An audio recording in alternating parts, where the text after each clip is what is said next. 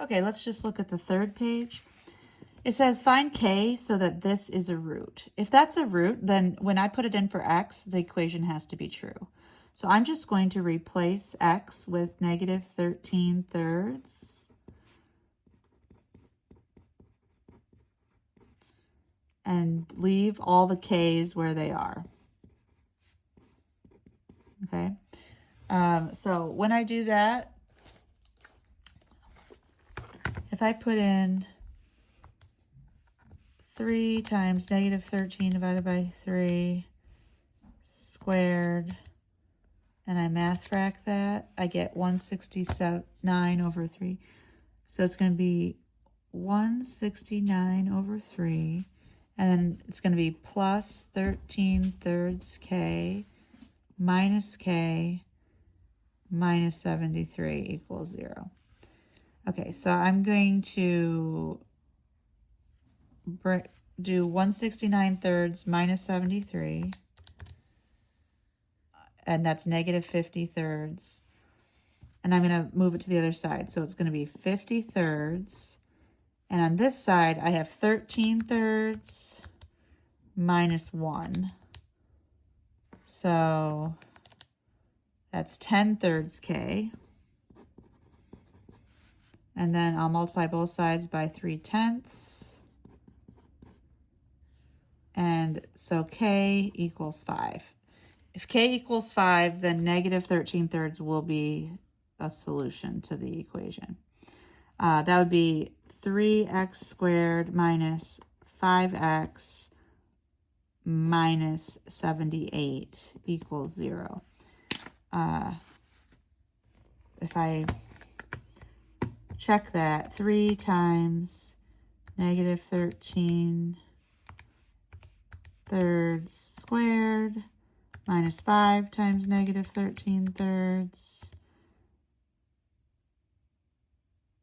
minus 78 equals 0. So that's true.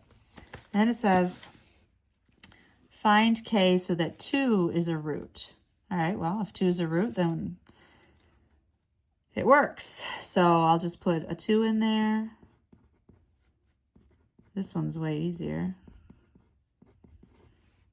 So that's 3 times 4 is 12 minus 2k plus 4 equals 0. I'll bring all of these numbers to the other side. So negative 2k equals negative 16. So k equals 8. So I think that 3x squared minus 8x plus 4 has a root of 2. That would be 12 minus 16 is negative 4 plus 4 is 0. Yes, it works. So k equals 8. Okay, next it says to write a quadratic function through these given points. Okay, so for this one, we just want to realize that all these points have to work in the quadratic. So remember, a quadratic equation would be like ax squared plus bx plus c, right? And all these points have to work. So for 0, 1, I'll put 1 for y and 0 for all the x's. So it'll be a times 0 squared plus b times 0 plus c. So then from this, I learned that c equals 1, no matter what, which is going to be really helpful because then I can use 2, negative 1. I'll put a negative 1 in for y. I'll put a 2 in for x. And then for c, I'll just put this 1 in. Okay? So now I have negative 1 equals 4a plus 2b plus 1. And I can move that negative 1 over. So negative 2 equals 4a plus 2b. So hold that thought. And then for the last point, 1, 3, I could put a 3 in for y.